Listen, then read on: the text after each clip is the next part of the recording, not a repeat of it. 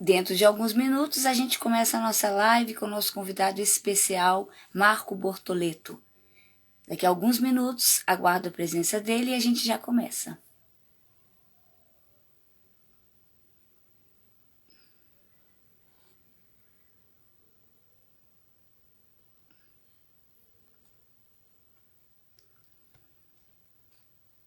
Oi, Marco Bortoleto, tudo bem?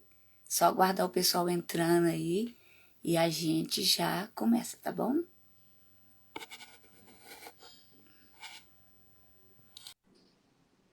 Oi, Marco. Olá, tudo bem? Tudo jóia. Dá para Como escutar é que tá bem? aí?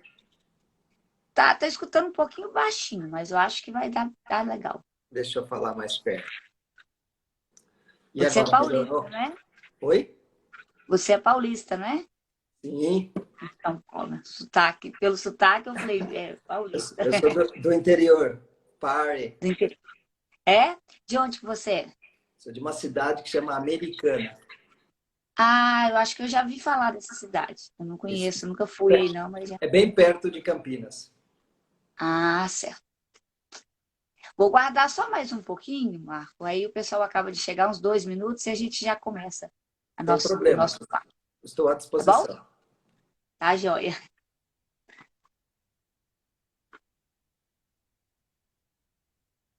Tá fazendo uma coisa que eu não faço, beber água. E aqui em Belo Horizonte está muito quente, inclusive. É um calor assim, umidade baixíssima e está bem quente. Aqui também. Estamos já há muito tempo sem chuva, muito calor, muita secura e, enfim, é preciso estar atento mesmo. É, senão a desidratação vem com força, né? É, eu sou suspeito porque eu tenho cálculo renal. Se eu não beber muita água, eu sou vítima do cálculo. Então, preciso ficar atento. É verdade. Eu sou professora de ginástica, mas assim, falo com meus alunos para beber muita água, mas eu mesma bebo pouquíssima, sabe? Ah, Ah, eu gosto eu de água, eu sei preciso. que é importante, mas eu não sou muito chegada, não. Uhum. Só guardar o pessoal. Vocês já voltaram aos encontros presenciais com o grupo? Não, ainda não. Eu acredito que talvez ano que vem que a gente volte. Eu não acho que esse ano a gente volta ainda. É, A a gente está aí maioria vai esperando. ser assim mesmo. É. É. No meu trabalho, eu já voltei presencial desde fevereiro. Uau! Mas eu trabalho no Minas Tênis Clube. E a Ah, no gente já Minas. voltou. A gente já voltou com protocolo, aqueles protocolos que o governo exige, então já está tudo em andamento. Mas, assim, lá na PUC ainda não teve uma definição quando que a gente vai voltar, e não tenho previsão, assim, certa, não. É, eu lembro, acho que o Antônio comentou, a Edmara falaram que estavam treinando, enfim, o pessoal da ginástica estava treinando. É muito difícil ficar parado, né? E muito difícil o retorno também. Verdade. Eu acho que o brasileiro está pensando que já acabou a pandemia, na verdade, né? E ela está num Tá aí. processo aí que está em crescimento, na verdade, né? Porque está vindo essa outra onda aí, essa outra cepa aí que a gente não sabe nada. Então, eu acho que vai demorar um pouquinho essa definição de quando vai se abrir esses processos aí, né? Sem dúvida, sem dúvida. Ainda tem muito de pandemia, lamentavelmente, ainda para acontecer. Verdade. O pessoal está meio aí entrando devagarzinho, mas de qualquer maneira, para quem não puder assistir ao vivo, a gente vai deixar gravado lá no nosso Instagram do grupo e depois as pessoas vão assistir, né? Pessoal, hoje a gente vai ter um papo com uma pessoa que eu conheço mais ou menos. Eu acho que ele nem lembra de mim, mas eu conheço ele mais ou menos. Marco Bortoleto, né? Ele já foi lá na PUC, eu acho que foi há 2 anos atrás, numa seletiva. Eu acho que você está sem áudio agora, né? Você falou. Ah, você cortou? Não, mas pode deixar ligado. E aí ele fez o processo de seleção, né, do nosso grupo. E assim, não foi um momento muito bacana, né? Porque a gente fica nervoso, né?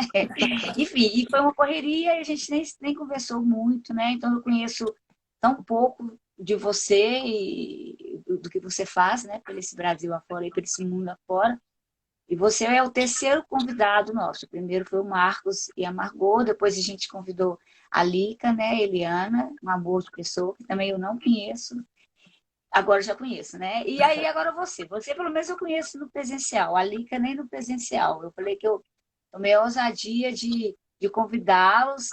E eu acho que a vida é assim mesmo. A gente tem que ser bem ousado, e senão a gente não chega a lugar nenhum. Se a gente ficar na empreitada lá, com medo, né, do não, o não faz parte do processo e o errar também.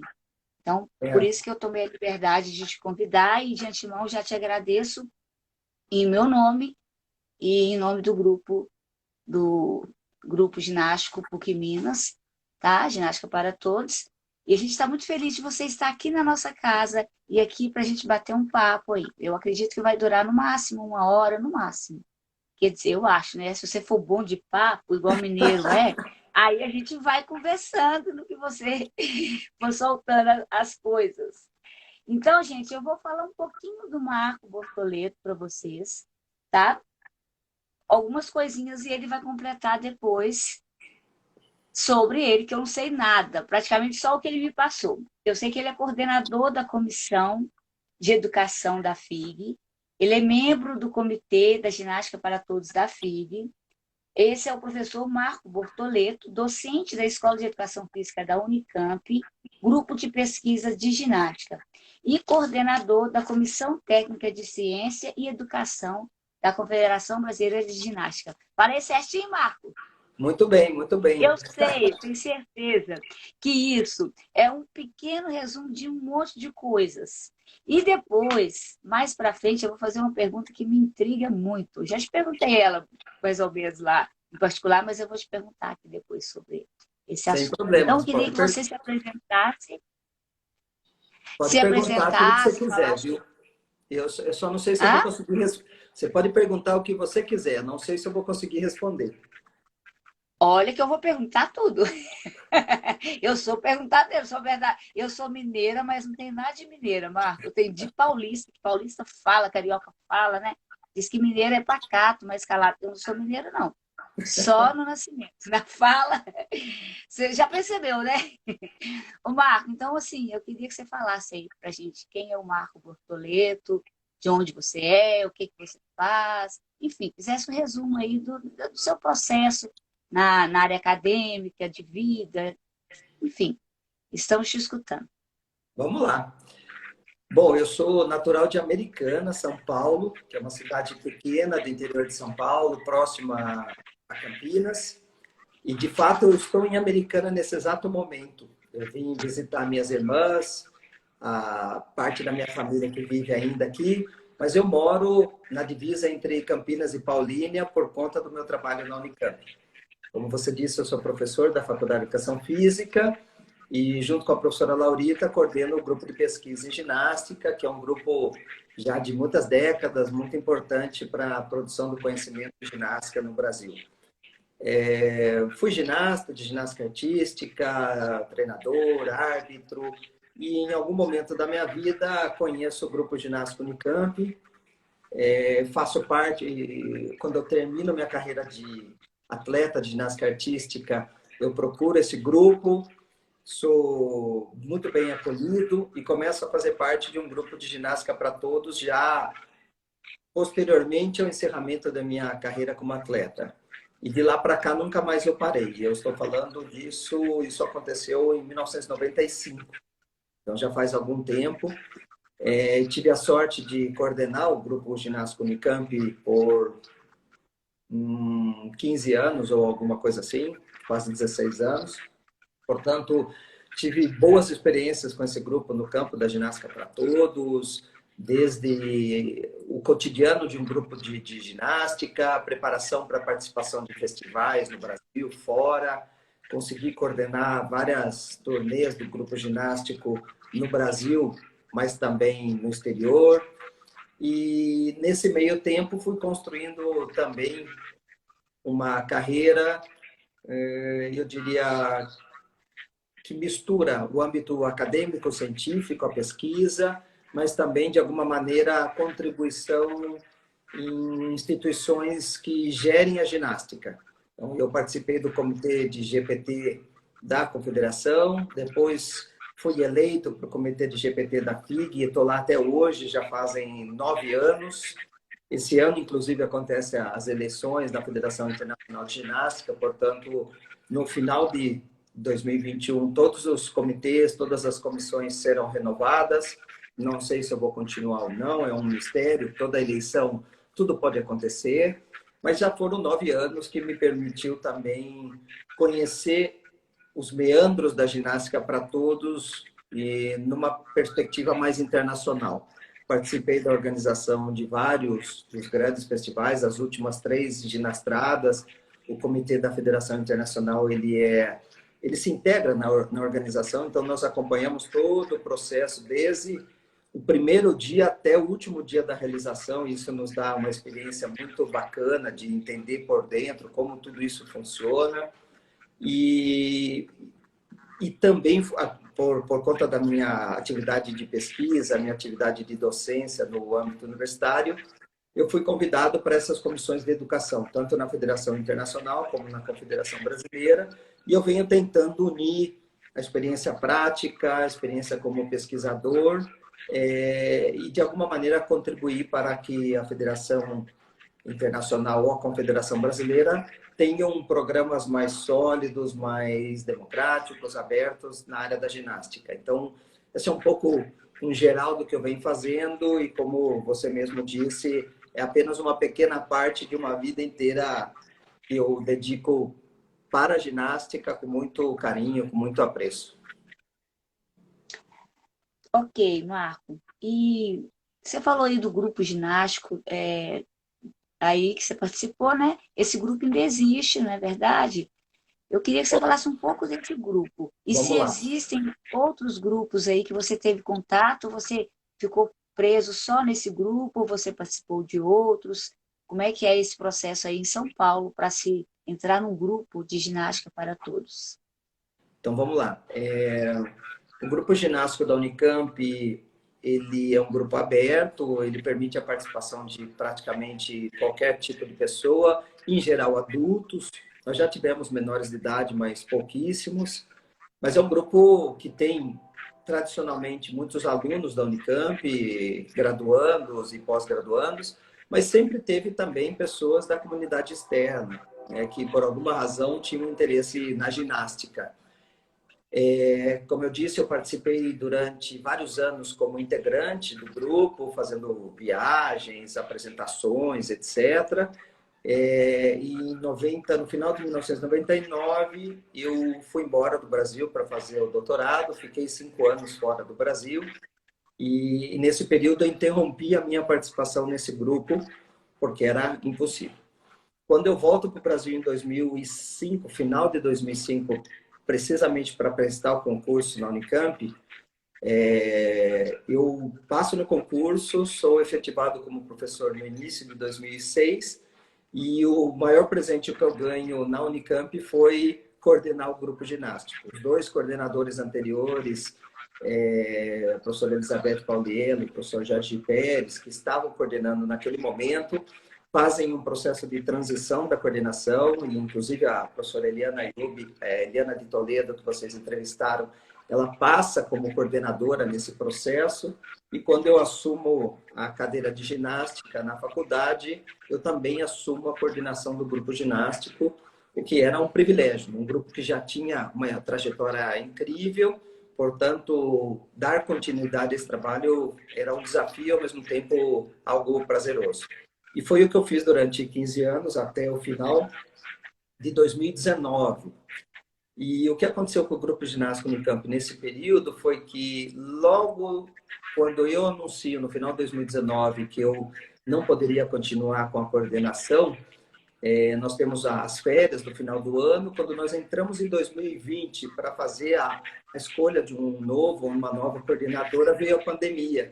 E aí o grupo como eu posso dizer, não teve reação. E desde esse período, desde o início de 2020, o grupo não se encontra fisicamente, mas os integrantes do grupo continuam se reunindo, fazendo encontros virtuais. De fato, o grupo continua até produzindo algumas coreografias para os festivais online que aconteceram nesse período, ou seja, o grupo está latente, trabalhando de modo, eu diria, informal, mas nós esperamos que no ano que vem o grupo possa retomar as suas atividades com uma nova coordenação, que certamente não serei eu. Depois de 15 anos, acho que é importante mudar e até mesmo encontrar outras pessoas para, de alguma maneira, oxigenar a proposta do grupo.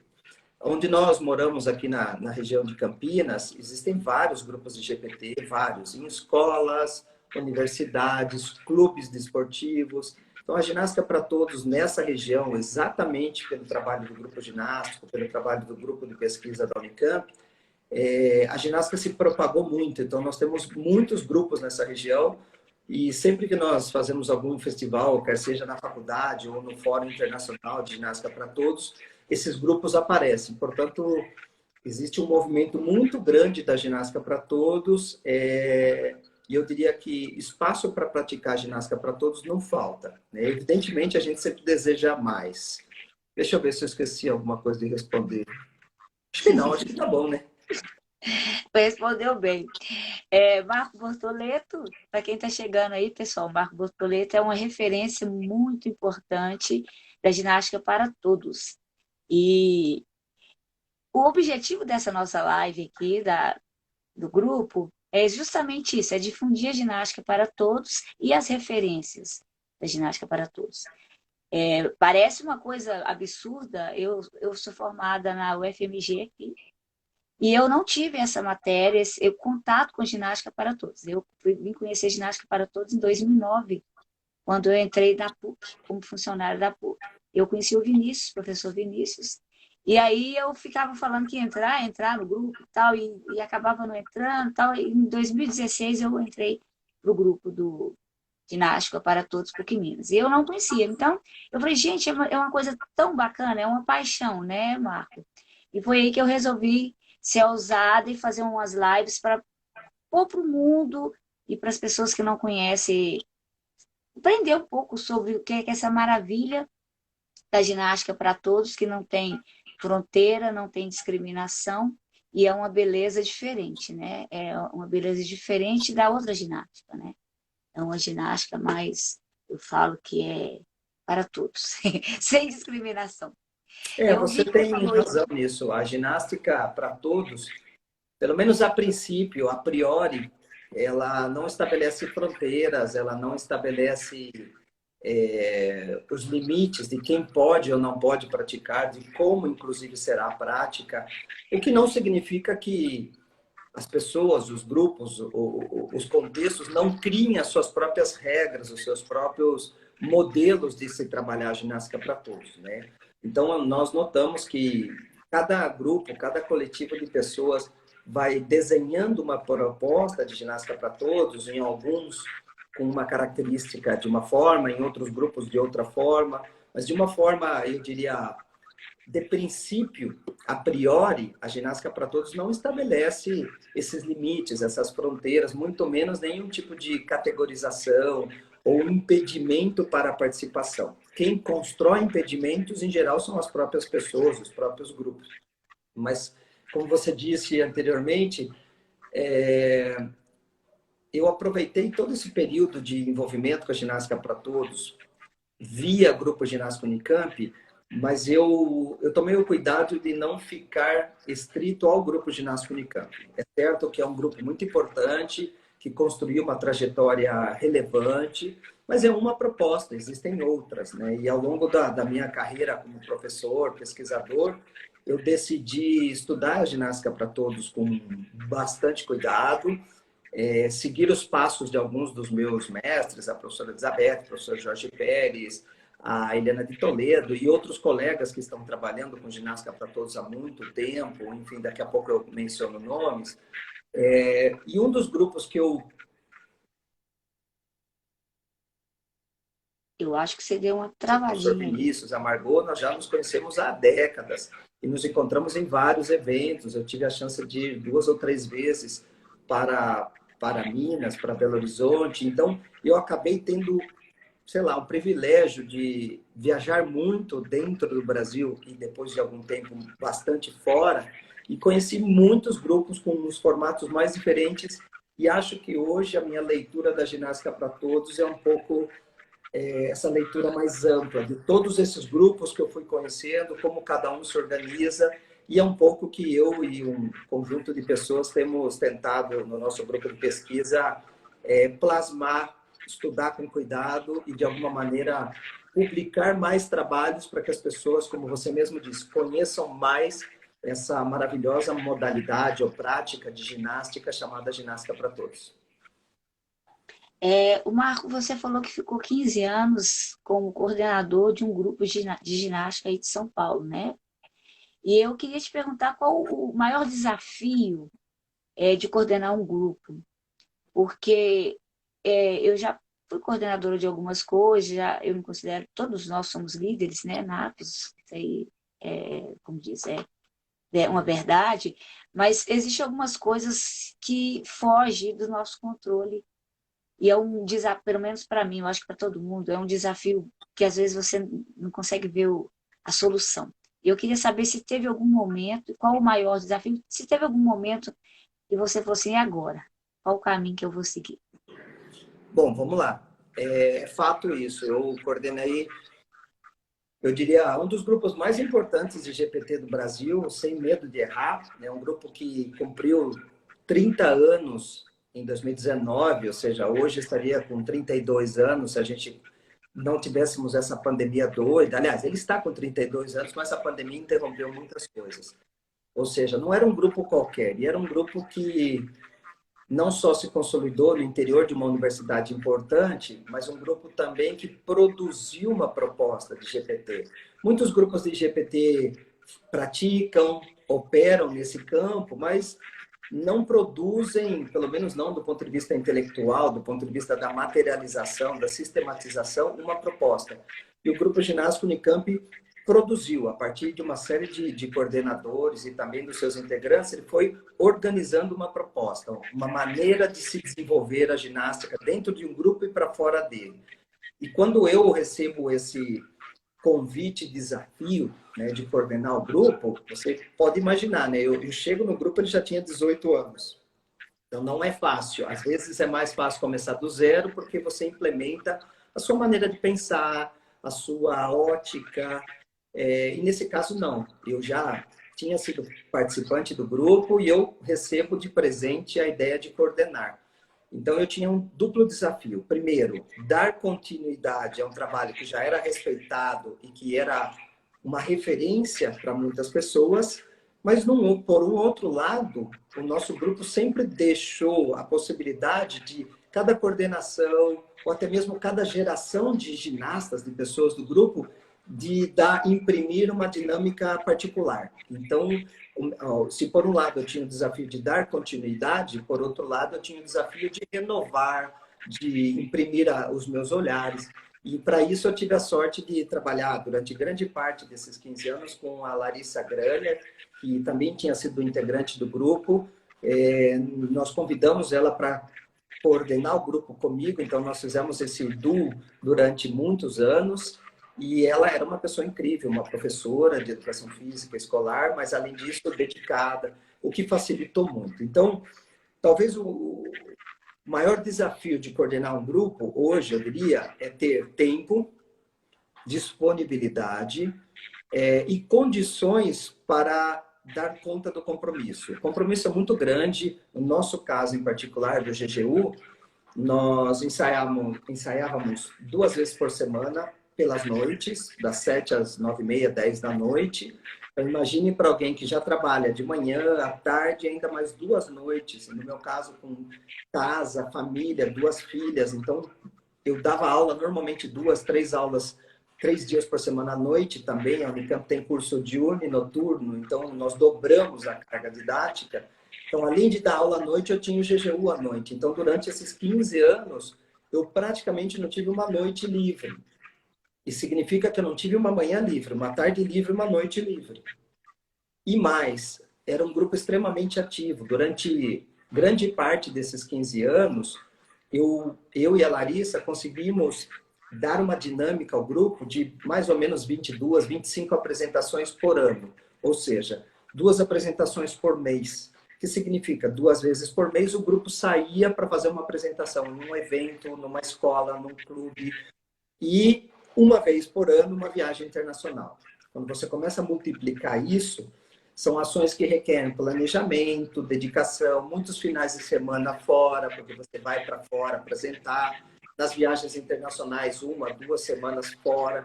Então, a soma de todas essas responsabilidades exigem tempo, energia para poder executar. E foi exatamente por isso que, depois de 15 anos, eu disse para minha família, para mim, que já era hora de que outra pessoa coordenasse, porque realmente é muito custoso, é um trabalho voluntário, diga-se, vale a pena mencionar, eu nunca recebi um centavo, lógico, eu sou docente da universidade, o Grupo Ginástico é um projeto da universidade, mas a coordenação do grupo era uma atividade voluntária, sem nenhum tipo de ressarcimento ou de pagamento. Mas o que eu fiz com muito prazer, aprendi muito com o próprio grupo, ganhei muito por ser coordenador do grupo. Provavelmente os cargos que eu ocupo hoje, em grande medida, são consequência dessa experiência que eu adquiri com o grupo, viajando nacional e internacionalmente. Portanto, eu acho que eu ganhei muito mais do que eu pude oferecer para o grupo. E, por fim, eu acho que o maior desafio de um grupo, de coordenar um grupo de GPT, é conseguir coordenar sem que você seja necessário.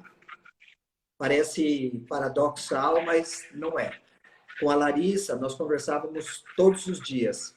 Nós, como coordenadores, nós precisamos trabalhar no sentido de que quanto menos necessário nós formos, melhor será o nosso trabalho. Então, nós fazemos esse esforço cotidianamente, para tudo. Para as decisões, para os encontros, treinos, ensaios, para as organizações de viagens, de figurino, de tudo. Então, à medida que a gente vai avançando e conquistando o grupo, ganhando força, coesão, respeitabilidade, a nossa presença se torna cada vez menos necessária, né? E eu cheguei a um determinado ponto que eu não pude, por exemplo, acompanhar o grupo em várias viagens, porque eu estava fora do Brasil, representando a FIG, ou mesmo na Ginastrada, porque eu ia representando a Federação Internacional, não podia coordenar o grupo. E o grupo se desempenhou praticamente autônomo.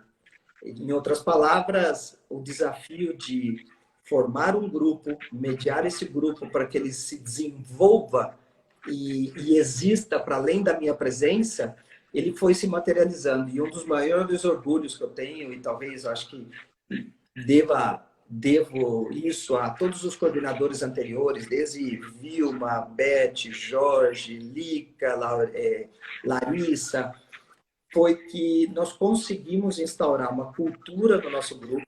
Lógico, é um grupo de adultos, etc., mas nós conseguimos, e o grupo assumiu grande parte das responsabilidades, o que torna daí o papel do coordenador ou da coordenadora muito mais tranquilo. Então, acho que esses desafios são alguns dos que eu gostaria de destacar.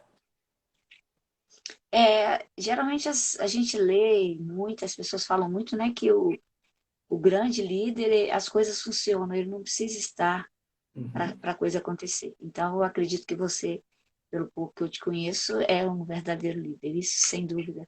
E isso eu já tinha certeza da resposta. Marco, você é atleta de ginástica olímpica, ginástica ou não? Eu fui, O né? que é? Eu fui O no que século é? passado. Mas você ainda consegue fazer algumas coisinhas, né? Quem foi rei não perde a majestade. Não é Eu verdade? Não tem esse ditado? não vou mentir. Eu fui um ginasta, fui ginasta de ginástica artística por 11 anos, mas eu fui um ginasta medíocre no sentido do rendimento, né? Eu fui um rendimento que eu poderia dizer nível estadual e olha lá. Não tive todas as oportunidades que eu gostaria. Acho que os meus professores, treinadores fizeram o máximo que eles tinham naquele momento. Alguns dos meus colegas de equipe conseguiram avançar mais. Quando nós estávamos no final já da nossa carreira, eles tiveram algumas oportunidades boas. Então, nós tivemos alguns ginastas que chegaram sul-americano, pan-americano, ou seja, mostrando que nós tínhamos um potencial bom. Por outro lado, acho que a experiência da ginástica artística foi muito positiva para eu entender o meu corpo, ter um domínio do corpo, eu diria, bastante aprimorado. E isso me levou a outros campos, as artes do circo, onde eu trabalhei profissionalmente durante vários anos. Então, eu acabei mantendo um corpo muito ativo até hoje. Então, se você pedir, Marco, você é capaz de fazer uma parada de mãos no chão na barra paralela? Eu vou lá e faço. Marco, você é capaz de fazer um rodante flick-flack no solo? Vou, eu fiz durante 5 anos espetáculos na Europa fazendo acrobacia de rua no chão. E fazendo tudo o que eu fazia, mortais com pirueta e nunca tive nenhuma lesão. Então, eu mantive o corpo muito bem preparado e até hoje. Então, eu brinco, as minhas 2 filhas fazem ginástica até hoje. Então, de vez em quando, elas me desafiam, elas querem mostrar, olha, pai, estou fazendo um rodante flick mortal. E eu vou lá brincar com eles e falar, peraí que o papai está mais velho, mas ainda alguma coisa dá para fazer. Então, eu faço, mas eu diria que hoje eu faço com uma perspectiva muito diferente. Se eu tiver que fazer uma parada de mão, se eu tiver que fazer uma estrela, um salto qualquer, hoje eu faço com uma perspectiva da GPT. Hoje eu faço para desfrutar, para ter prazer no que eu faço e, sobretudo, sem um grande rigor técnico, mas com um grande rigor de motivação. Então, tudo que eu faço é para que eu possa, enfim, me sentir feliz e bem. E é um pouco a perspectiva da ginástica para todos. A gente precisa ter técnica, precisa ensaiar, treinar o corpo, mas, sobretudo, precisa encontrar um espaço de satisfação, um espaço de encontro com as outras pessoas, para além do próprio movimento. Fazer um mortal é muito bonito, fazer um mortal numa coreografia com um monte de gente ainda é melhor. Com certeza. Você falou aí do circo, mas você segura aí um pouquinho essa palavra, essa palavra que eu te falei que eu quero saber algumas coisas. Você teve a oportunidade de seguir só pelo caminho da ginástica, não da ginástica para todos. E eu sei que vocês, líderes, que eu considero como referência, você é um dos. Eu não consegui ainda terminar minha lista, sabe? Eu estou na 10ª pessoa lá, mas eu não sei se eu vou conseguir conversar com todos. Mas vou, nem que demore 6 anos ou mais, eu vou conseguir. E aí, eu queria saber, eu já sei que isso é uma paixão. Até agora, todos me provaram isso. E você também, pelas suas falas, sim. O que te levou, por exemplo, quando eu fiz educação física, eu sou bailarina, eu queria dança, eu não queria educação física. Mas aqui em Belo Horizonte, aqui onde eu moro, não tinha faculdade de dança. Agora já tem, né? Na Belas Artes, na Federal. Mas na minha época só tinha curso de educação física.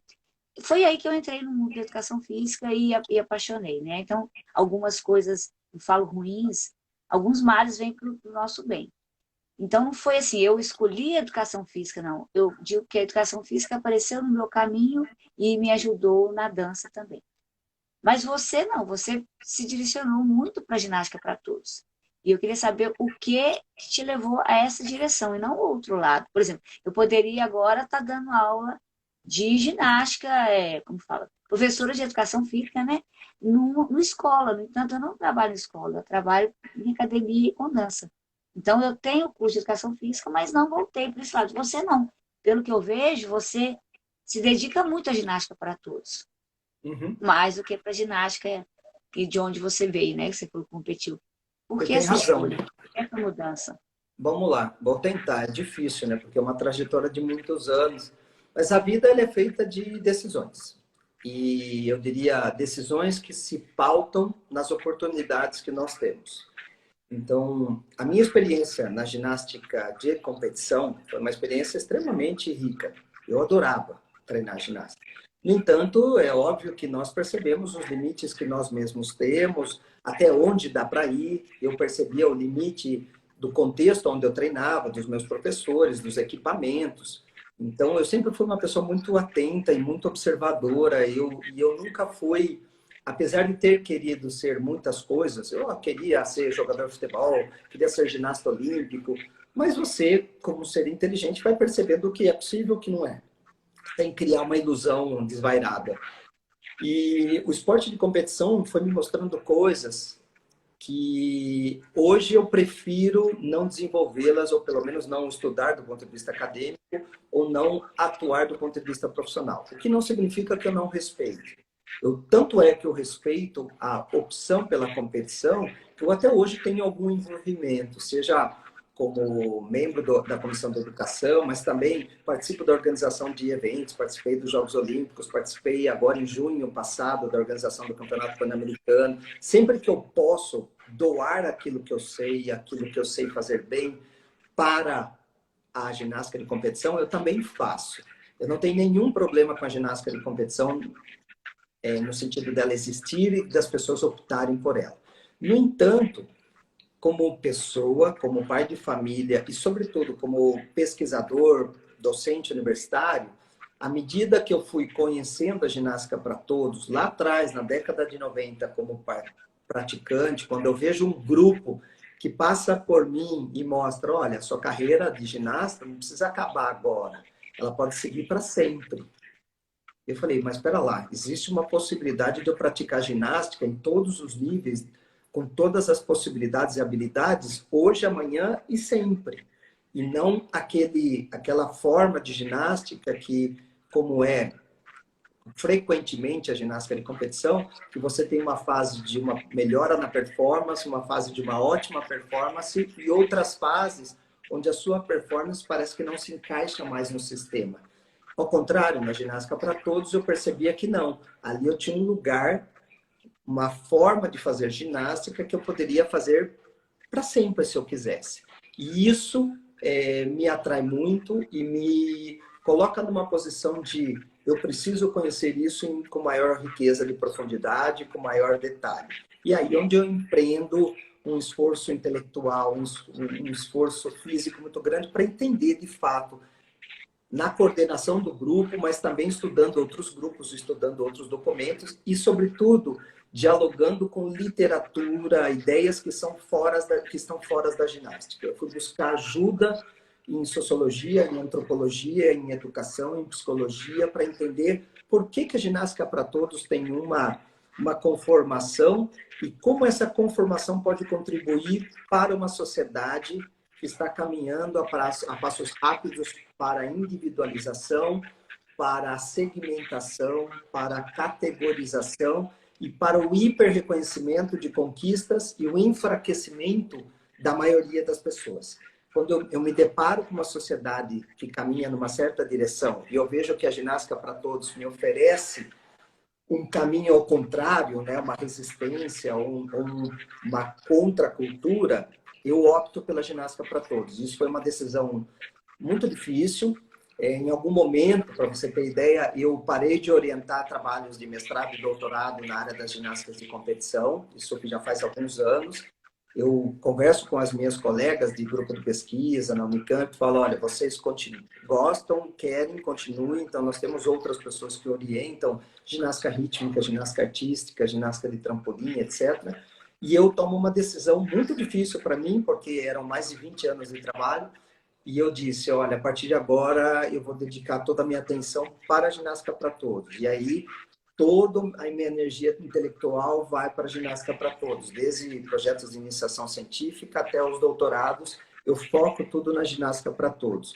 E, para ser bem sincero, cada vez que eu tenho aprofundado mais comigo e com meus orientandos, minhas orientandas, meus parceiros de pesquisa, mais certeza eu tenho que eu fiz uma decisão que me satisfaz pessoalmente. Então, hoje eu estou muito feliz de estudar a ginástica para todos, olhar para a ginástica com essa perspectiva que eu posso contribuir para a sociedade como professor de educação física, como pensador do corpo e da educação, a partir de uma prática chamada ginástica para todos. Então, enfim, estou feliz nisso e é nesse campo, nesse território de uma ginástica inclusiva, participativa, flexiva, que eu decidi seguir trabalhando.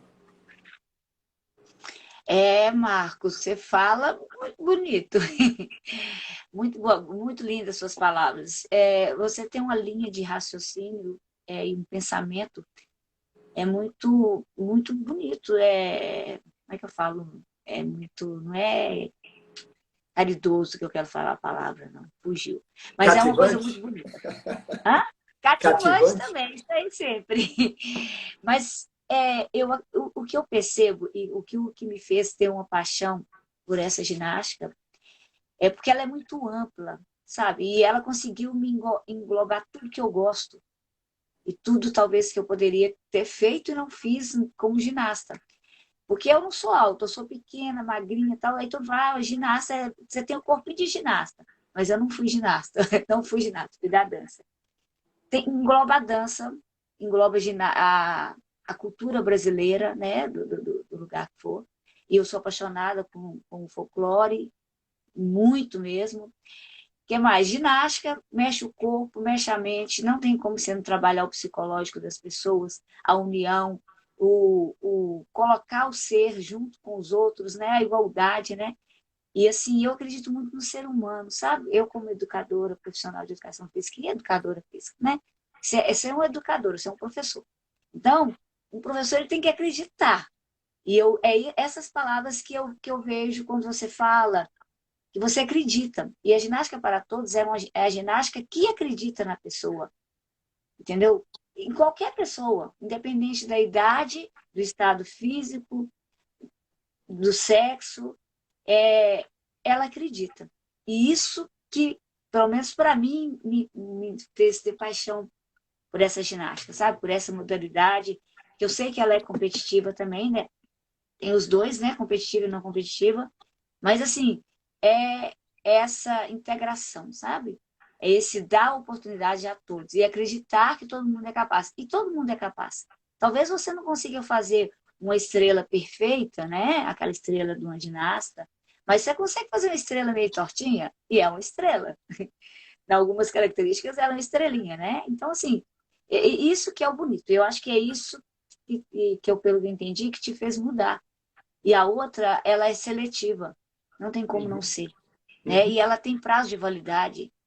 E eu não quero parar de fazer ginástica, eu não quero parar de atuar, seja com pesquisa, seja como atleta do grupo. Eu quero ajudar a humanidade a crescer e a ter essa alegria, que só quem passa por esse processo, né, Bortoleta, de estar num grupo, seja como coordenador, seja como técnico, seja como atleta, seja como participante, só quem passa por isso que sabe a beleza da ginástica, É para isso todos, mesmo. é lógico. É isso É isso, mesmo. né?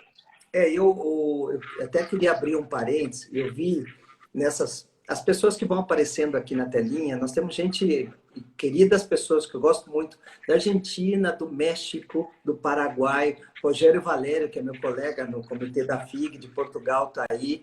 E um colega nossa, o Emerson Pezão, que fez faculdade comigo, enfim, um grande amigo apareceu aí. Mas olha só que interessante, professora. Acho que algumas reflexões são necessárias, né? Nós vivemos num contexto social que estabeleceu certas ideias que eu realmente entendo que elas precisam ser mudadas e mudadas rapidamente. A própria ideia do esporte de competição, dele ter, por exemplo, uma idade ideal, essa ideia precisa ser quebrada. Nós podemos, sim, competir por toda a vida. Eu posso competir aos 7, aos 17, aos 77. O que eu preciso é estabelecer parâmetros que permitam essa competição. Em alguns dos países mais avançados do mundo, em termos de esporte, existem competições para toda a vida. É óbvio que o nível de performance, o que é exigido e os critérios de comparação, eles vão sendo modificados.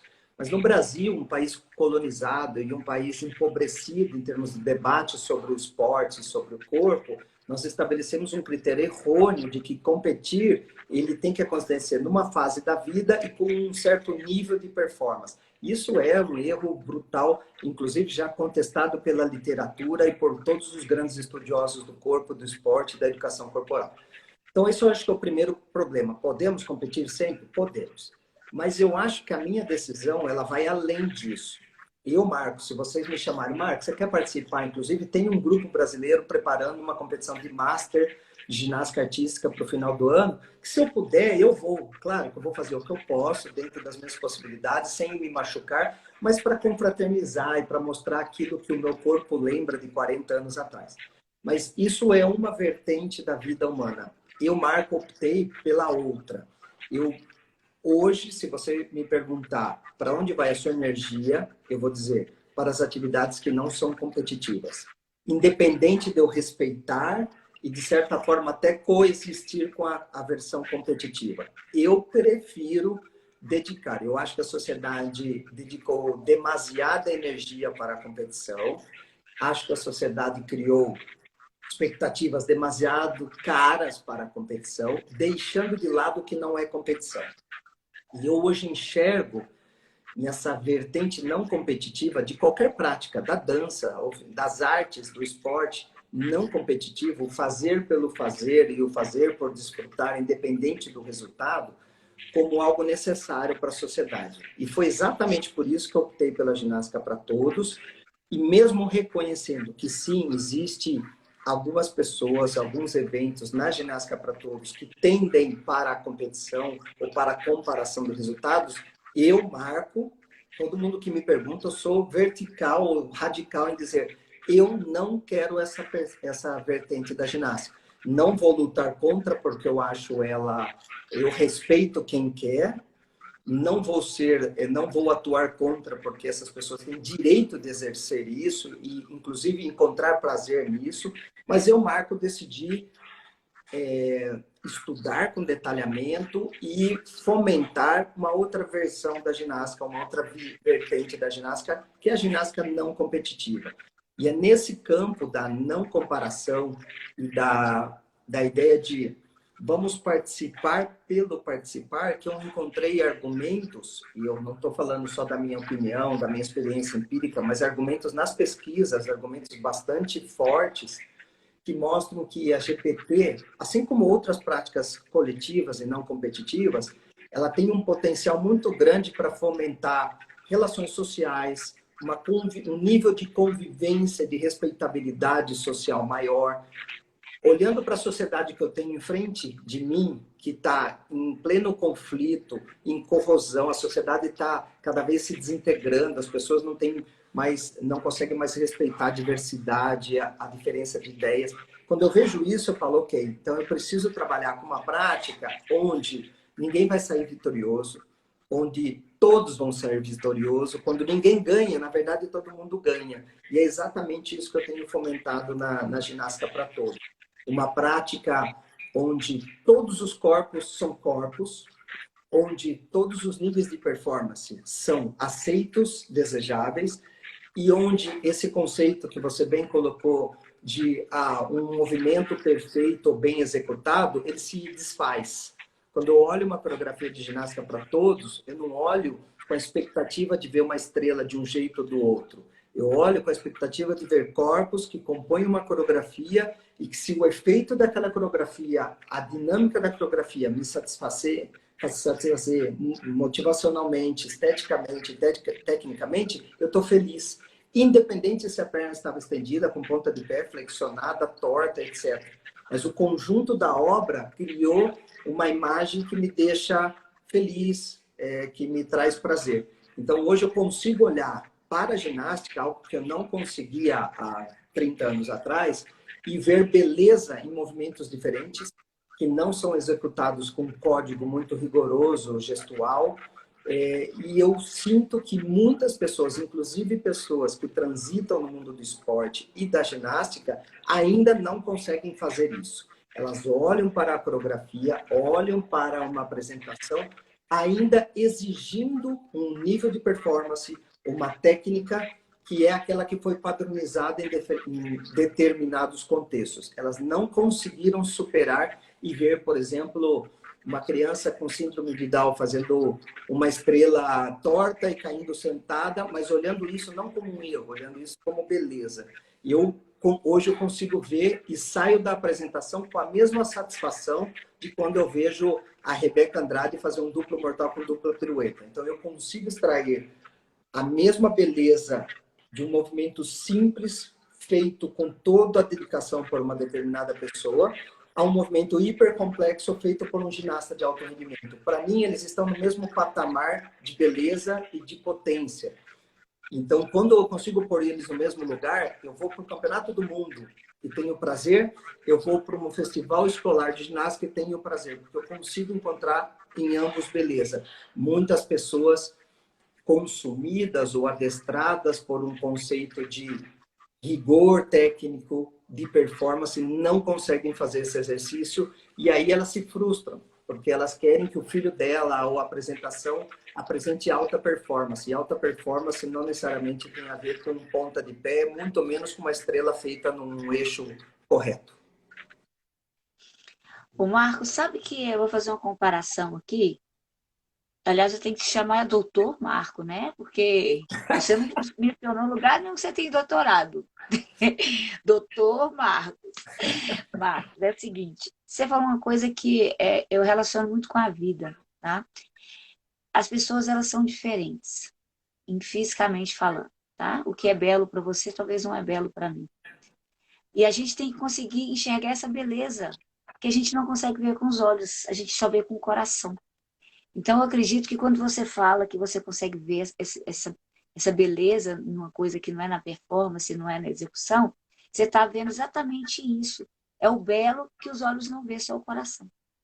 Então, isso cresce mais ainda. Eu já sou sua fã, você mais ainda, de carteirinha.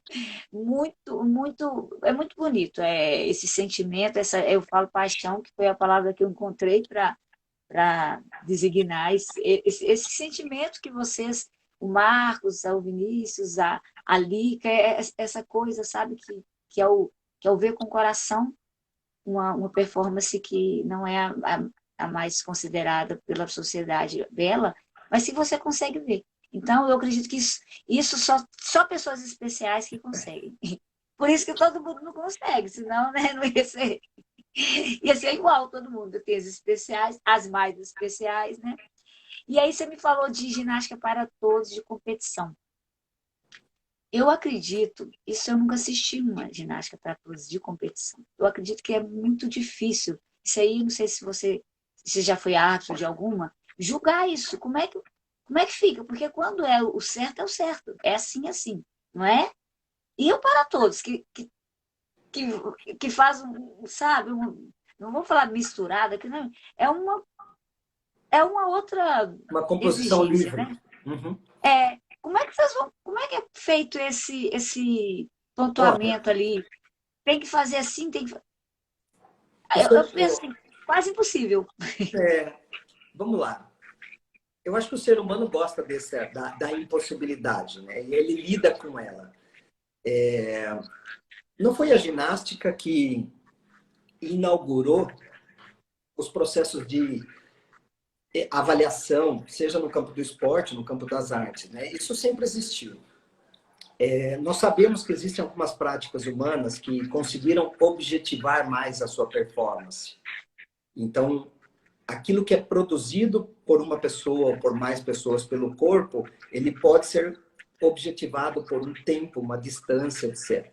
Já outras práticas humanas, elas não são objetiváveis, pelo contrário, elas são absolutamente dependentes de uma perspectiva subjetiva. Quem olha, gosta, não gosta, se apaixona, não se apaixona.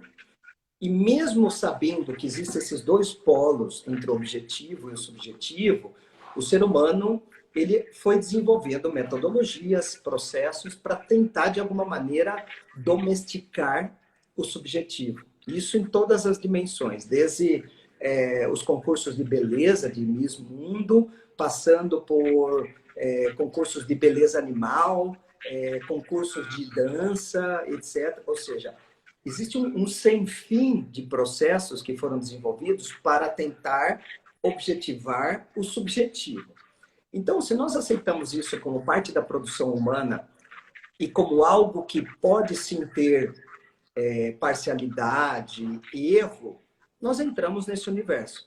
A ginástica para todos, ela vem desenvolvendo alguns eventos, especialmente aqueles eventos denominados Gym for Life, que são concursos onde os grupos se apresentam e esses grupos recebem classificações. Olha, os grupos que receberam ouro, os grupos que receberam prata, bronze, ou seja, todo mundo ganha no final uma medalha, mas os grupos são diferenciados por um conjunto de critérios.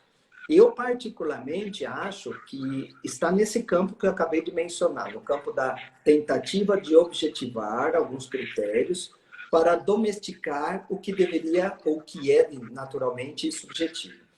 Se as pessoas entram nesses eventos conhecendo a natureza deles, portanto, os problemas que isso pode gerar, eu respeito, acho que elas devem fazer e elas têm que aceitar as consequências disso.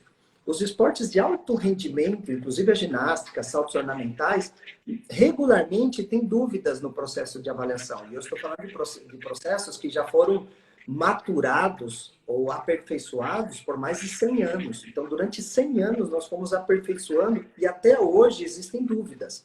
O processo de escolha do prêmio Nobel é um processo extremamente duvidoso, porque ele tem uma grande parte de escolha subjetiva. Enfim, existem tantos processos que geram dúvida que até hoje o ser humano continua fazendo e continua aceitando. Olha, essa é a natureza desse jogo. Ela tem um limite da objetivação e uma margem de erro, até mesmo uma margem de dúvida. Se as pessoas aceitam e se propõem, como foi nas Olimpíadas com o skate, nas Olimpíadas com o surf, quanta discussão se ganhou, não ganhou, a nota foi melhor ou não. Ou seja, a objetivação de perspectivas subjetivas, ela está posta no esporte, mas também nas artes. Eu vou, sei lá, ao museu e vejo um quadro que custa 10 milhões de dólares que eu não pagaria 50 reais, porque eu olho e falo, não vejo beleza. Mas tem gente que paga milhões. Por outro lado, tem um quadro que eu pagaria a minha vida por ele e tem gente que não pagaria um centavo. Essa é a beleza da subjetividade.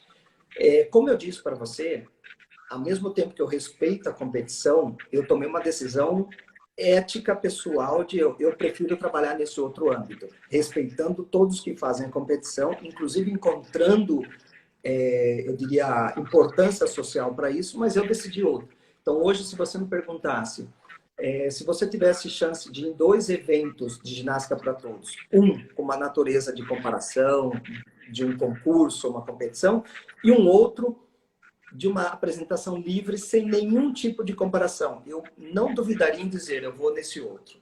Eu já passei demais na vida vendo eventos de comparação. Eu diria, a universidade vem produzindo isso, as escolas vêm produzindo Olimpíadas de Matemática, Olimpíadas de História, Olimpíadas de Redação. Ou seja, nós transformamos a vida moderna numa sucessão e num compêndio de comparações e de competições.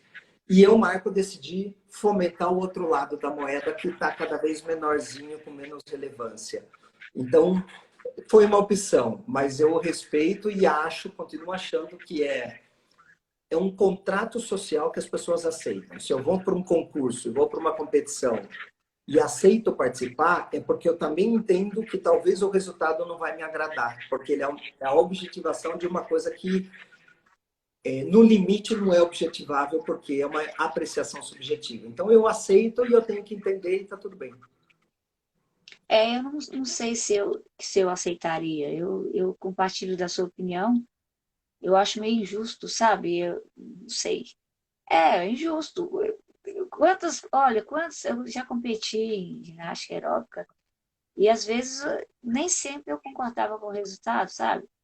Porque a gente não concorda, né? A gente acha que é injusto e tal, e na visão da pessoa que está lá julgando lá é outra cabeça. É Então, isso. não é que eu não gosto de competir, não. Eu sou muito competitiva, assim. Eu acho que né? Eu acho que todo ser humano, professor de educação física, então, assim, é competição na veia, né? Mas eu gosto de ver o progresso, igual você falou, né? Ver todo mundo fazer tudo. Se chegar num resultado, isso ali é belo. É o ensinar, ver o lado emocional da pessoa, Uhum. né? Acho Ver que que você tem está uma, difundindo se você a me prática. permitir, tem uma... Está cada vez mais claro na literatura, desde a literatura mais filosófica, mas também sociológica, que existe uma construção social que não é do todo verdadeira. E essa construção social diz o seguinte, que o ser humano, os animais de uma forma geral e o ser humano são seres competitivos. Isso foi algo que nós escutamos infinitas vezes e que, portanto, competir, seja o hominídeo competindo por comida, ou o homem moderno competindo por trabalho, residência, etc., mas competir sempre foi colocado como parte da natureza humana. Bom, se isso é verdade ou não, nós podemos debater.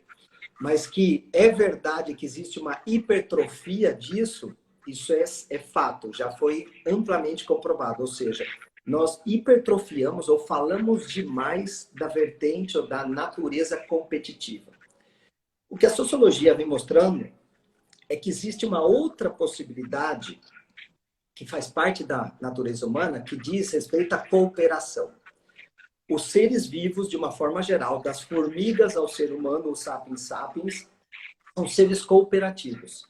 E a maioria das espécies estabeleceu redes de cooperação na sua própria espécie, ou às vezes até com outras espécies, para manter a vida em funcionamento. E essa cooperação ela é tão relevante quanto a competição. O que significa isso? Se nós equilibrarmos a balança entre a competição e a cooperação, quando isso se equilibrar, eu não tenho a menor dúvida que nós teremos um sistema educativo melhor, um sistema social melhor, portanto, uma qualidade de vida melhor. De fato, as sociedades mais evoluídas, pelo menos do meu ponto de vista, são aquelas que estão conseguindo equilibrar essas duas esferas da natureza humana, a competitiva com a cooperativa. Sociedades que têm a competição muito mais reconhecida, valorizada do que a outra, elas estão se dizimando, matando e corroendo a si mesmo. E o Brasil, infelizmente, bebeu de fontes literárias, científicas, acadêmicas, esportivas, que hipertrofiaram a competição. Eu acompanho muito o mundo do esporte, o mundo das artes, até mesmo as artes que ficaram livres durante muito tempo de uma competição formalizada, elas estão sucumbindo à competição. É cada vez maior o número de torneios, amostras competitivas de dança, de teatro, de palhaço, disso, daquilo. Ou seja, até mesmo nesse espaço onde se entendia, havia um acordo tácito para não competir, porque era irrelevante para o desenvolvimento artístico, até mesmo nesse espaço há uma influência muito grande desse pensar competitivo que veio desde os pensadores da biologia, os educadores, de uma ideia de uma competição. Precisamos ser mais competitivos para sermos melhores ou até mesmo sobrevivermos ao sistema social, econômico, etc. Não é verdade. O que a sociologia mais sofisticada tem mostrado é o contrário. Quanto mais cooperativo nós formos no processo educativo, no processo científico, no processo artístico, quanto maior cooperação, portanto, uma relação mais horizontal, de troca, de parceria, quanto mais acontecer isso, maior vai ser o desenvolvimento social. Então, eu como educador, como professor universitário e como agente de desenvolvimento do esporte e da humanidade, optei por uma prática cooperativa, sem pensar que a outra deva desaparecer, mas fomentando essa área que eu acho que está infravalorizada na nossa sociedade. Marco, vou fazer uma comparação aqui meio boba, tá? Você vai achar ridícula, mas eu vou fazer porque eu faço mesmo, né? Você vai até rir. Mas você falando aí, eu fico analisando o mundo de hoje, tá? O ser humano, ele precisa da ajuda e da cooperação. Isso é fato. Mas a mídia social, ela faz a propaganda do contrário. Então, eu acho que a competição, ela tem várias influências do mundo externo da mídia. E a cooperação é a necessidade do ser humano. E aí eu te falo que hoje, no mundo virtual, tá? Uma comparação bem tosca mesmo, mas que veio na minha cabeça. No Instagram, para você ter um bom engajamento, eu sou vibrada com tecnologia, eu acho que eu gosto muito também, sabe? E ando estudando um pouco. Tem que estudar muito ainda, assim como ginástica para todos. Mas eu estou aprendendo um pouco. E aí fala-se que para você ter um bom engajamento, você tem que colocar conteúdos que ajudem as pessoas. Olha que fantástico. É tudo que você falou. E se hoje o mais puro, o mais moderno que se tem é o online, é o tecnológico, e ele precisa de ajudar o outro para ele crescer. Entendeu? É isso que você falou resumido. A tendência é o ajudar, né, o cooperar, superar o competitivo, sim. E já está superando de uma forma, Olha entre que aspas, né? interessante, professora. A minha primeira formação foi em programação de computadores.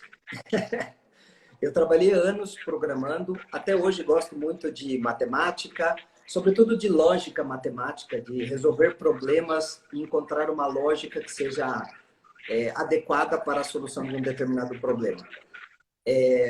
Tem um filósofo finlandês que impactou muito a minha formação. Eu tive contato com a obra dele, ele é mais ou menos da minha idade, talvez uns 2 ou 3 anos mais velho do que eu, e ele publica um livro há muitos anos atrás, 25 anos atrás, chamado A Ética Hacker. O nome dele é Pekka Rimani. Hoje ele é professor da Universidade da Califórnia, é uma sumidade na área de filosofia e computação, etc. Mas, enfim, e quando o garoto ele publica e ele faz uma leitura a partir da ótica de Max Weber, ele fala o seguinte: foi exatamente no estabelecimento de uma filosofia, de um pensar cooperativo, que alguns programadores de computador conseguiram criar meios, softwares e hardwares que geraram o que hoje a gente conhece como internet e como tudo que veio depois da internet. Então, aquele grupo de pessoas em vários lugares, inclusive o Tower Linux, as pessoas que desenvolveram alguns sistemas que foram fundamentais para a gente chegar onde nós estamos hoje, fazer uma live no Instagram de um celular, foram pessoas que desenvolveram isso a partir de uma mentalidade de cooperação. Eu faço uma coisa, disponibilizo, o outro põe a ideia dele, a gente troca, briga, discute, juntos a gente produz algo melhor. Mas rapidamente eles sucumbiram à lógica da competição. As grandes empresas, a pressão dos países, ao domínio da tecnologia, inclusive a ideia de que se eu domino a tecnologia, eu sou mais competitivo do que o outro. E, infelizmente, a ganância dos povos, das empresas e a pobreza educativa das pessoas, incluindo dos intelectuais, né, dos presunçosos intelectuais, a pobreza deles fez com que eles pensassem que a competição era mais importante que a cooperação. Então, cada vez que a gente olha na humanidade para o passado, para o presente e para o futuro, nós vemos que projetos cooperativos foram extremamente necessários para a gente chegar onde nós estamos hoje. Mas raramente eles são reportados. Normalmente a gente reporta os processos competitivos, deixando os cooperativos de lado. Então, por isso que eu gosto dos grupos de ginástica para todos, não só deles, né? Existem grupos de hip hop, grupos de qualquer outra coisa, mas cuja finalidade é o desenvolvimento das pessoas como um grupo, e não a conquista de uma medalha ou até mesmo da fama.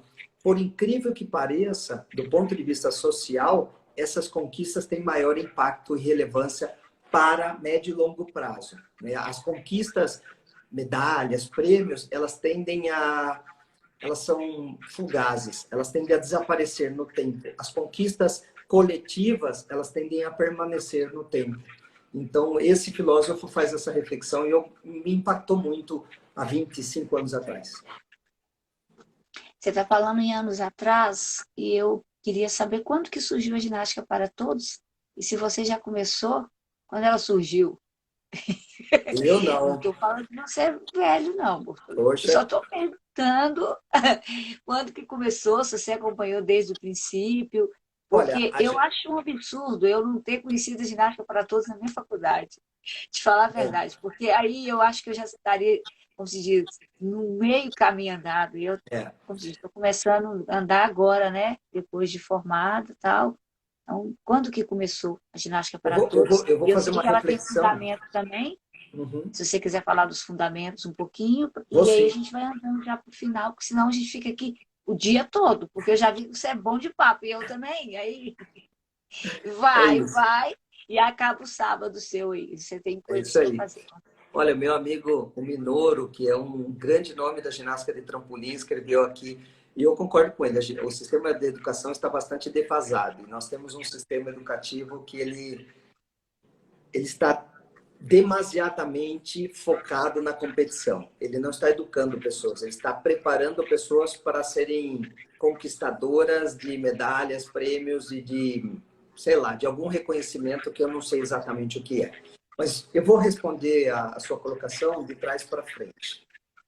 Lamentavelmente, foi o seu caso, conhecer a ginástica para todos, depois da carreira estar já encaminhada, mas mais lamentável ainda é saber que muitas pessoas no Brasil, não só na formação inicial, né, na graduação, mas posteriormente a ela, ainda não conhecem a ginástica para todos. Eu arriscaria dizer, embora eu sei que tem gente que não gosta, mas tudo bem, que a grande maioria das pessoas que trabalham com ginástica no Brasil não tem a menor ideia do que é ginástica para todos.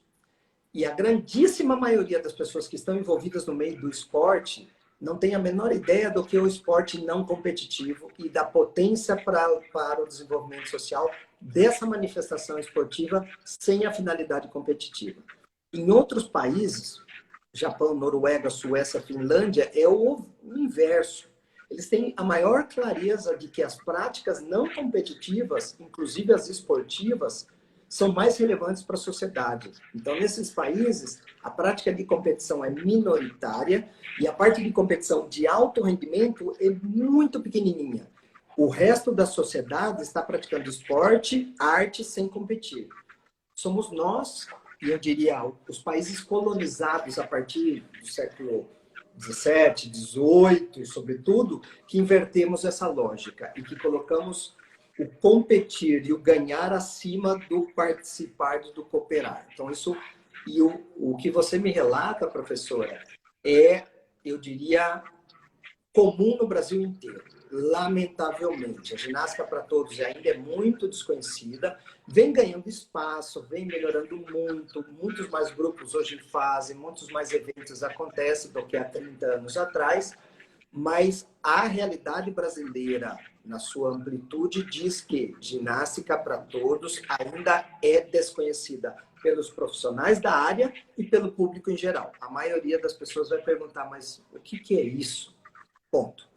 Agora bem, por outro lado, à medida que a gente avança no estudo da ginástica para todos, e você entrevistou uma historiadora, né, que dedica o trabalho para a história, que é a Eliana Lica, nós temos maior clareza de que os primórdios da ginástica, ou seja, as práticas que deram origem a esse fenômeno que hoje a gente denomina ginástica, foi a ginástica para todos. Ou seja, a ideia da prática da ginástica para o desenvolvimento da saúde, para o desenvolvimento, inclusive, de um código ético, moral, civil, lá no século XVII, final do XVII, XVIII, XIX, ela era uma prática não competitiva, na sua maioria. Eram poucos os experimentos competitivos. Mas, infelizmente, o final do século XIX e o século XX transforma a maior parte dessa ginástica na minoria, ou seja, inverte. E hoje, a maior parte da atenção midiática, financeira, etc., está na ginástica de competição, deixando essa vertente importante.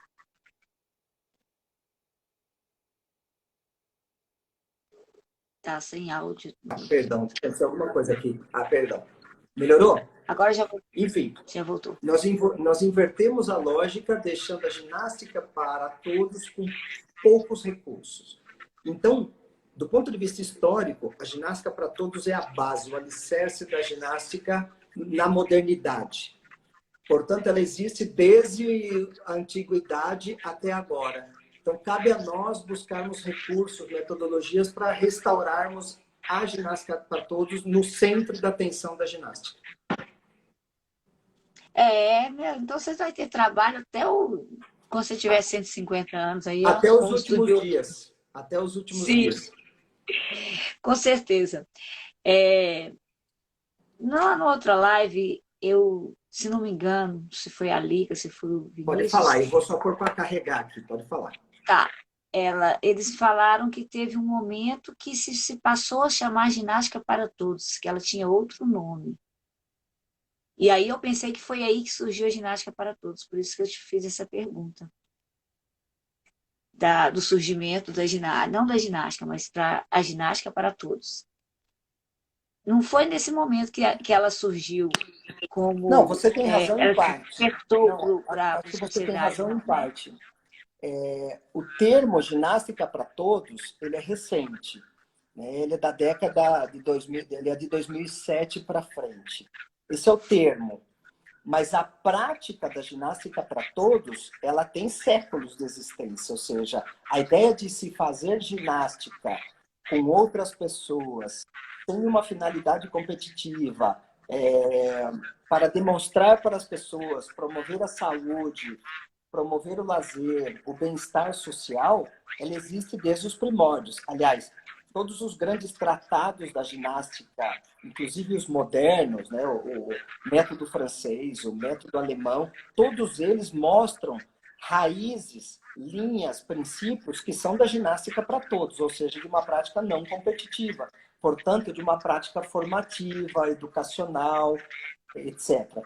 A ginástica de competição que tomou conta, ela é muito mais recente. Só que ela tomou conta numa sociedade que hipervalorizou o resultado, a competição, hipertrofiou o êxito esportivo e infravalorizou a participação, o prazer. A gente está começando a recapitular isso, eu diria, escolas, universidades, até mesmo federações esportivas começam a entender que ter muitos milhares de participantes talvez seja melhor do que ter algumas centenas ganhando medalha. Entendi. Eu acredito que o mais importante não é o material, é o ser. É o ser em movimento. Essa a essência da ginástica para todos, que ela sempre existiu, mas eu acho que com conturbação, com a evolução do mundo, e o homem se tornou muito ganancioso pelo ter o poder, né, o dinheiro, a medalha, a fama, são coisas que são muito pequenas perto do outro lado, que é o ser. É o ser, né, a essência do ser. E precisa de outras coisas. O ser humano ele não precisa do ter, ele precisa de outros pinguinhos ali de amor, de carinho, de atenção, de estímulo. E eu acho que isso na ginástica para todos é muito bem colocado, sabe? Igual eu falei, são pessoas especiais fazendo coisas especiais na ginástica para todos. Então, é para todos, mas só alguns que conseguem ver essa beleza que eu consigo enxergar em vocês que para mim são referências, sabe? E eu não conhecia esse lado. Eu sempre acreditei muito no ser, no ser. O ser humano é capaz, qualquer pessoa faz, da maneira dele, mas faz. Hoje em dia, quando alguém vai na minha aula de dança e fala que não sabe dançar, eu falo que a dança está dentro da pessoa. O movimento já está dentro de você. Você só tem que se deixar libertar ele. Então, não tem uma regra do o mais bonito que dança melhor. Existe o dançar. E eu acho que a ginástica é isso sabe, me impulsiona na ginástica e me levou a fazer todas essas lives. É essa beleza que cada um que eu trago aqui me faz acreditar mais que o caminho é esse, o caminho do profissional de educação física, de nós como professores, educadores, é esse, é puxar o ser e não ter. Não é? É bem por aí, eu concordo contigo. Eu acho que construir experiências, construir oportunidades onde as pessoas possam fazer algo que não seja momentâneo, mas que permita que elas façam por um tempo prolongado. De fato, os nossos estudos mostram que fazer algo com tempo prolongado é o que mais garantia nos dá de pertencer a algum grupo, sentir-se parte de um grupo, inclusive fomentar amizades que vão perdurar para além daquela própria prática. Então, a GPT ela é um espaço assim. Teve uma pergunta, acho que o Minoro colocou, e eu acho que vale a pena. Veja, os esportes de competição criaram estruturas, formalizaram estruturas que categorizam as pessoas em idade, em peso, em altura, em nível técnico. Então, eles estão num extremo da hiperestruturação da performance. A GPT está no outro extremo, onde eu não tenho nenhuma categoria, nenhuma regra fixa, não tenho nenhum apriorismo. Então, eu posso colocar pessoas de qualquer idade juntas, alguém que faz um rolamento junto com alguém que faz um duplo mortal e elas combinam a performance e isso funciona. Então, entre esses dois extremos, eu marco, entendo que deveria existir um monte de possibilidades. Entre o esporte de alta competição e a prática não competitiva, poderia existir, e é um pouco aonde eu venho incitando os meus alunos, as pessoas com quem eu convivo, e eu vou dar alguns exemplos práticos. Eu adoraria ver competições que estivessem no meio do caminho, ou seja, eu marco uma competição onde o pai tem que participar, a mãe vai vir e participar, as crianças participam. Ah, eu só consigo subir na cama elástica, fazer 3 saltos. Mas tá bom, essa participação te garantiu 1 ponto. Seu pai veio, subiu na cama elástica, fez 3 saltos e ganhou 1 ponto. A sua mãe subiu na cama elástica, fez 2 saltos e no último salto ainda fez um movimento afastado. Opa, ganhou mais 1. Eu subi, fiz a minha série e ganhei mais 4. Na nossa família, nós ganhamos 7 pontos. Essa competição mais ampliada, mais aberta, ela caminha em direção à não necessidade da competição. Então, eu diria que, como pedagogos, profissionais do esporte, a gente precisa ser mais criativo. O esporte está definhando. Desculpem falar assim, mas é a minha leitura. O esporte de alta competição, se por um lado ele está cada vez mais enriquecido pelos patrocinadores, pela mídia, do ponto de vista da participação, ele está definhando. O número de pessoas vinculadas ao esporte de competição vem decaindo ano atrás ano. A quantidade de pessoas que estão deixando o esporte e não fazendo nada, ou seja, se tornando sedentárias, aumenta muito mais do que a quantidade de pessoas que se tornam ativos no esporte. A prova disso é que hoje nós temos alguns bilhões de participantes em esportes virtuais que superam em número, gênero e grau o número de participantes em esportes corporais. E parece que as pessoas não se atentaram a isso. Ou a gente muda a chave rapidamente, ou nós, no futuro, teremos um esporte de alto rendimento para meia dúzia, mas nenhum esporte para a maioria das pessoas. Então, aqueles estudiosos do lazer, do tempo livre, aqueles estudiosos da prática esportiva educativa, vêm defendendo a ideia de sermos mais criativos, criarmos encontros esportivos onde eu só consigo fazer uma corridinha e uma cambalhota, essa é a minha apresentação de hoje, tá tudo bem. Mas eu posso trazer 2 amigos, eles vão fazer alguma coisa, eu vou trazer um primo que vai fazer outra coisa. A gente precisa mudar. E a ginástica para todos, ela já é assim. Ela não precisaria de mudança nenhuma. Ela já é por si aberta. Então, eu posso montar uma coreografia, como nós temos no Brasil, onde a minha tia participa, a minha prima, eu, minha filha, e todo mundo faz parte do mesmo grupo. Então, quando a gente viaja para se apresentar, nós somos uma família que se apresenta fazendo ginástica. Algo que não acontece comumente no esporte de competição.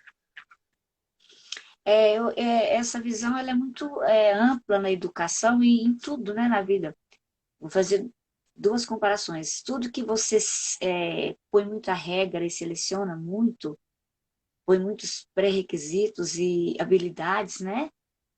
Ela seleciona poucas pessoas.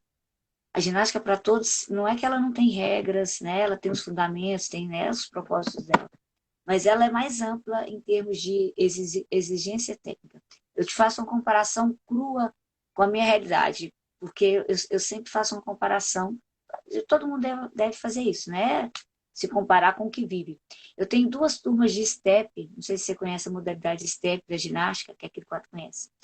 E aí, tem mais ou menos uns 13 anos que eu trabalho no Minas, e eu tenho uma turma lá de step avançada. Essa turma, se eu mandar eles dar uma cambalhota lá, jogar o step para cima, dar três, eles fazem. São umas 12 meninas muito boas. E aquilo veio me durante esses anos todos, gente tentando entrar e não conseguia, porque a habilidade é muito grande. É a mesma coisa com a ginástica, né? Aí a gente abriu, o clube deixou abrir uma turma de step básico. Ou, você não.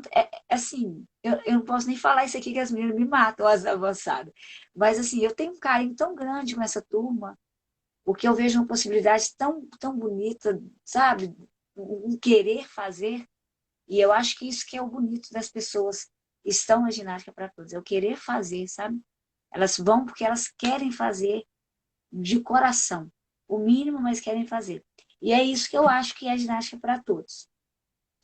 Vamos caminhando para o final, que eu já sei que já está ficando cansado. Ó, eu tenho uma pergunta para você, depois eu vou te perguntar mais uma e a gente encerra. Qual que é o segredo? A gente já falou isso, mas eu gostaria que você encerrasse esse papo da ginástica para todos aqui, me falando qual que é o segredo da ginástica para todos. Ou qual que é o sucesso? Como ter sucesso? Qual o segredo? Não sei se eu consegui Eu amarrar. não sei se existe um segredo, até porque eu acho que a ginástica para todos é uma prática extremamente transparente. Ela é e se mostra o que ela é assim, de imediato. Eu diria que algo importante para que a ginástica para todos seja realmente para todos é que a gente comece a aceitar as pessoas como elas são e sem querer impor o que elas não são. Então, o nível técnico, o seu nível de flexibilidade, o seu nível de habilidade, o seu corpo, inclusive os seus desejos, as suas ideias, quando tudo isso começa a fazer parte de uma proposta e é bem aceito pelo coletivo, as pessoas se sentem parte ativas de um coletivo. E quando isso acontece, a potência educativa, social da ginástica para todos explode. Então é isso, eu acho que não é um segredo, mas sim um princípio que precisa ser fomentado e não podemos deixar que ele aconteça quase por osmose. Nós temos que sim trabalhar pedagogicamente, didaticamente, às vezes até argumentativamente, para que as pessoas percebam, inclusive quando elas são preconceituosas, quando elas não percebem que elas estão impedindo alguém de fazer, ou até mesmo diminuindo o valor de uma pessoa porque ela não sabe fazer tal coisa. Às vezes nós agimos dessa forma e isso torna a prática corrosiva, ácida, difícil. A gente precisa mudar e criar um ambiente onde as pessoas se sintam capazes, independente do nível de rendimento dela. E acaba que não é que ela não vai render, não vai melhorar, né? A gente aceita ela como ela está, com uma tendência forte de provar a ela que ela é capaz de ir além daquilo ali. E às vezes, Exatamente. a maioria das vezes, com certeza, essa superação no movimento, ela vai te dar uma superação na sua vida também, lá fora. Perfeito. Então, acho que quando você aceita a pessoa no início e já cresce e põe ela para cima, ela vai junto, né? E agora eu vou te fazer uma pergunta do circo. Eu achei muito engraçado. Quando você foi lá na PUC dar um curso, eu estava dando também um curso de dança e não pude fazer o seu curso de circo. E aí nada me tira da cabeça que foi o circo que te levou para a ginástica. Por quê? Eu vejo o circo como muito, muito pulo, muito salto, muito malabarismo, aqueles, né, que a gente vai no circo tirando os animais, aquela outra parte, que impressiona muito o público, que é aquela beleza, aquela essa acrobacia que tem lá. Eu achava que era isso. E aí eu fiquei, intrigou muito isso. Eu acho assim, esse Bortoleto vai mentir para mim, vai falar que não é. Eu quero saber se por você gostar, eu não sei a sua vivência no circo, como foi. E o que eu sei de circo, que eu conheço de circo, eu sou bem leiga, né? Desse sentido. Sabe aquelas ciganas, aquele pessoal que não tem casa e fica andando com circo? Aí quando você falou assim, eu fui profissional, eu disse assim, gente, existe profissional de circo? Eu queria que você falasse isso, porque eu respeito muito as pessoas do circo, eu acho que é um folclore de circo, né?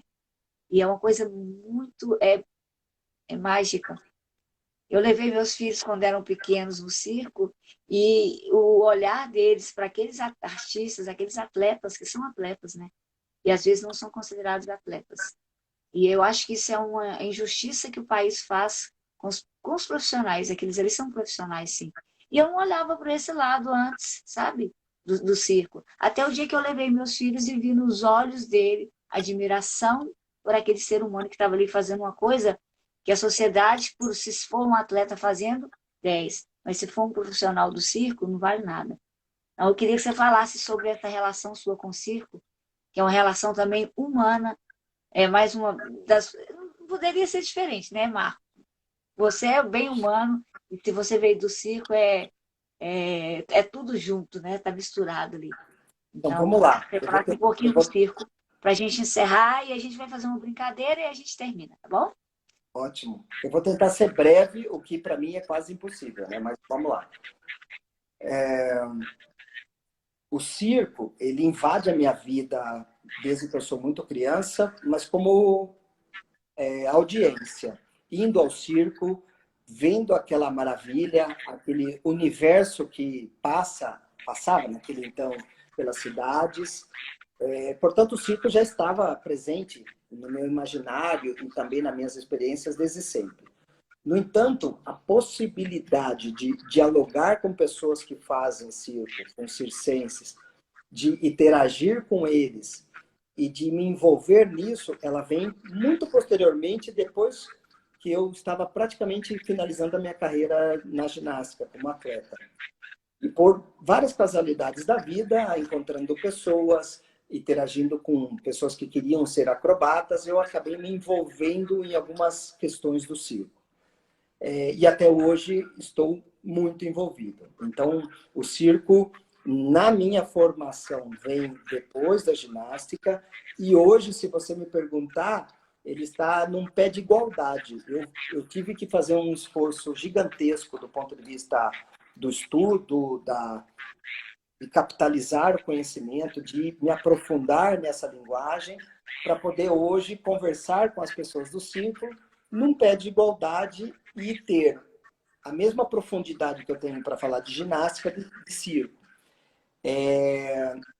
Acho que as suas palavras denotam ou mostram uma realidade mais ampla. Não são poucas as pessoas que não só não reconhecem o valor que o circo tem, mas nem sequer são capazes de reconhecer o circo como arte. Inclusive pessoas do mundo artístico. Então, vários especialistas em arte de várias linguagens ainda relutam em reconhecer o circo como arte. Isso é grotesco, para não usar uma palavra mais forte. De fato, é uma das artes mais antigas e enraizadas na cultura brasileira e na cultura universal. É provavelmente uma das linguagens artísticas que mais produz capital, ou seja, dinheiro, no Brasil, muito mais do que a dança e o teatro, pode ter certeza disso, eu tenho dados concretos disso, mas que não alcançou o mesmo reconhecimento social, inclusive acadêmico, formativo.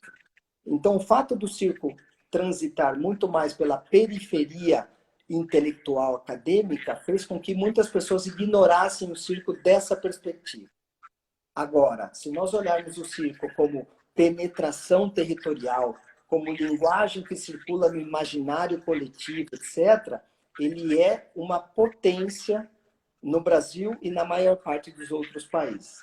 Então, nesse sentido, o meu encontro com o circo mostrou, primeiro, que eu tinha um conhecimento corporal do esporte, da ginástica, e que o circo tinha um outro conhecimento muito parecido, que inclusive às vezes se misturava. O domínio do corpo no tempo e no espaço, que é importante na dança, no teatro físico, na mímica, também é importante para o circo, como é importante pela ginástica.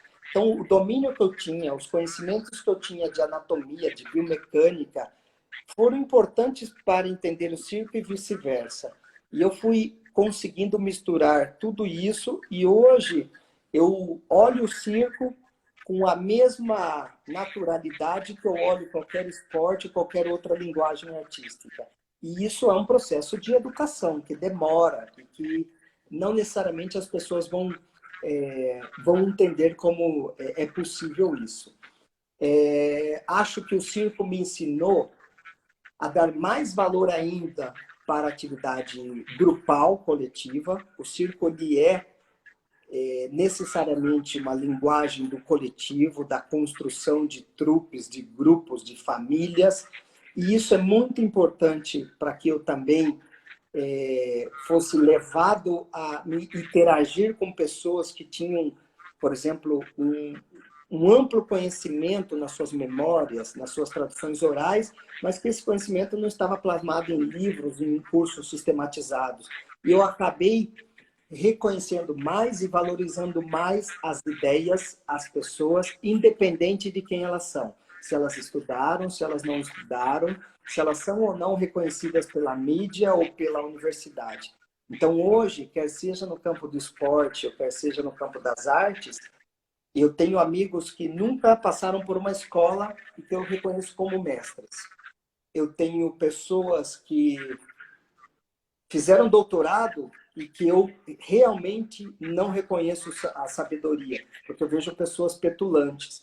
Então, é possível encontrar sabedoria, conhecimento e beleza em todas essas esferas, inclusive nas famílias de circo, nos fazedores de circo, nos artistas que perambulam pelas ruas e tal. E por que não, e aí foi a minha decisão mais cara, por que não trazer isso para o ambiente acadêmico, para o ambiente formativo?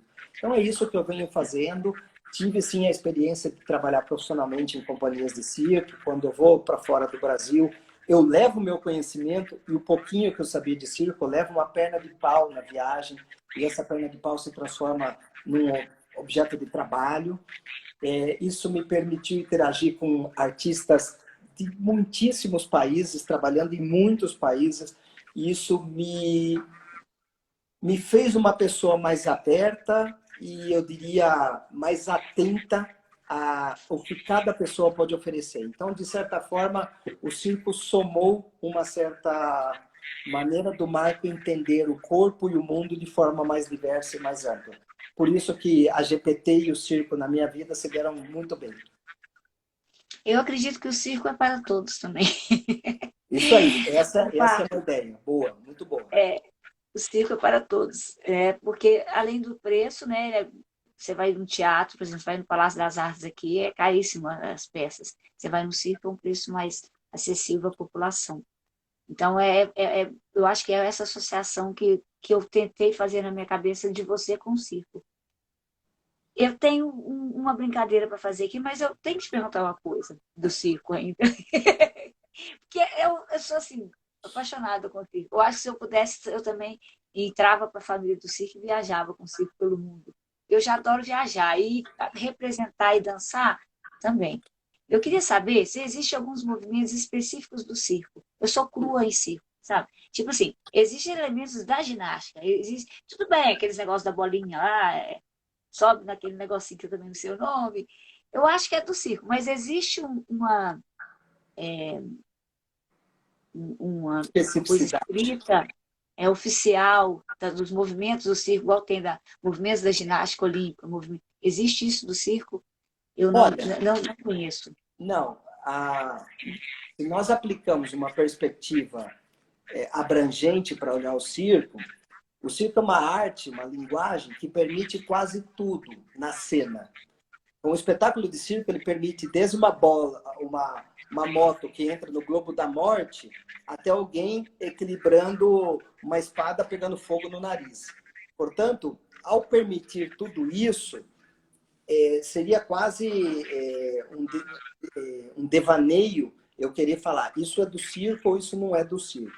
O circo, sim, é um espaço social que dialoga com tudo que está ao redor. Então, o circo ele vai e dialoga com a dança, com o teatro, com a esgrima, com o motociclismo, com o skate, com as lutas. Se você olhar a história dos espetáculos de circo, você vai encontrar quase tudo que a humanidade produziu. Saltos ornamentais, engolidor de espada, tudo. Portanto, ele é um espetáculo permeável, que permite que toda a produção técnica e tecnológica humana penetre no seu espetáculo. Então, vocês vão encontrar quase de tudo no espetáculo circense. Então, não existe especificidade. O que existe, sim, no circo, alguns saberes, como você disse, o malabarismo, ou alguns saberes acrobáticos, a báscula, que se consolidaram como tradicionais no âmbito do circo. Então, sim, existe, assim como no campo da ginástica, os exercícios sobre uma trave de equilíbrio, uma barra fixa, se consolidaram na ginástica como parte dessa tradição chamada ginástica, o circo consolidou o trapézio, algumas modalidades como parte do seu espetáculo. Mas é muito mais do que isso, né? O circo é praticamente tudo que nós conseguimos criar, pensar e colocar no espetáculo com um único reticente, com um único cuidado. Nós nunca podemos colocar um público em perigo. Todo o resto é possível, inclusive colocar a vida do artista em risco. Isso no circo é parte do espetáculo, o que não é parte em outros lugares. O circo assume o risco como estética. Então, é possível engendrar um espetáculo de circo, um número de circo, onde a sua própria vida está em risco. O circo aceita a estética do risco, a dança não tem isso, o teatro não tem isso, a música tampouco tem isso, mas o circo aceita a estética do risco como parte da sua construção. Evidentemente, criando processos de segurança para tentar que, no caso de uma falha, eu não morra. Mas se aceita a ideia de que é possível, inclusive, que uma falha me leve a um dano grave. Eu vou te dar uma ideia, eu e minhas ideias. E, ao mesmo tempo, eu vou pensar nisso. Como coreógrafa, tá? Eu nunca vi, eu também não vi muita coisa de ginástica para todos. Eu queria que na definição de ginástica para todos tivesse alguma coisa de circo. Porque tem de dança, tem de cultura, mas não tem de circo. E eu nunca assisti uma apresentação de ginástica para todos que tivesse aqueles elementos que você está falando, né, que são só do circo. E eu acredito que ficaria muito rico. Não, não sei se você, como coordenador do seu grupo lá de São Paulo, você Não, já fez essa coesão dos dois. E sim, é uma sim. coesão que é No nosso grupo interessante, né? ginástico, no nosso grupo ginástico, nós já tivemos várias coreografias que dialogaram com o universo cultural, com a dança, com o maculelê, com a capoeira e também com o circo. Nós tivemos coreografias com perna de pau, com malabares, ou até mesmo com esquetes de palhaço, etc. Eu, Marco, não sou muito favorável a que as noções de GPT coloquem os adjetivos, ou seja, a GPT é formada por dança, por não sei o quê. Eu não acho isso correto, mas é a minha opinião. Eu acho que sim, a GPT pode integrar elementos da cultura corporal, quer sejam eles da dança, do teatro, da pantomima, do circo, da onde for. Então, a GPT pode dialogar com toda e qualquer cultura ao seu redor, com a cultura musical, com a cultura folclórica, etc. Ela pode, ela não é obrigada. Se eu colocar na noção essas palavras, eu praticamente obrigo as pessoas a fazerem. Quando eu coloco, eu falo, não, a GPT é uma prática gímica que pode dialogar com a cultura que está ao seu redor, permitindo que um sueco dialogue com as músicas e cultura típica da Suécia, que o nordestino dialogue com a sua cultura, mas sem obrigá-lo, né? Se eu colocar na noção, circo é a possibilidade de integrar a ginástica artística, a dança, como nós já fizemos no passado, eu, Marco, entendo que não seja um bom caminho. Entendi. Quem sou eu para discutir com você? Não, mas são as minhas ideias Doutor, e são minhas, hein? Olha, posso estar completamente equivocado ou, inclusive, ter pessoas que pensam diferente e está tudo bem. não, é verdade. Ó, eu sei que a ginástica para todos tem alguns fundamentos, e o que eu mais gosto é a diversão. E hoje o mundo está precisando de muita diversão e as pessoas estão muito tristes por causa dessa pandemia, que, né, muitas perdas aí e outras coisas mais. E aí a diversão acho que é um ponto principal. E a gente vai terminar nossa live com uma brincadeira.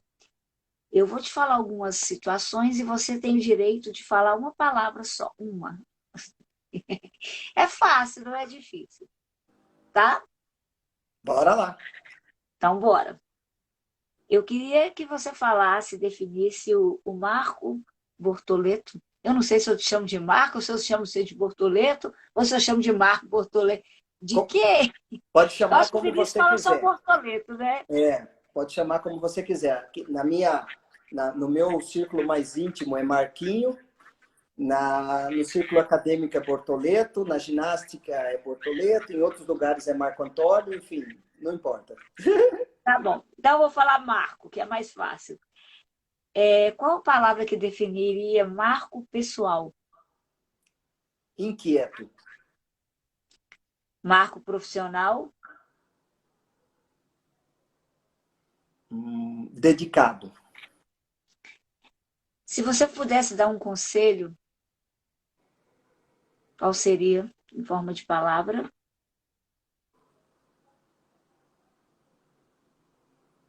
Não Não, pode desista. falar mais de uma palavra, né? Porque Não falar o conselho com desista. uma palavra só, aí eu É. estou também Não, não sacaneando. desista. Não desista.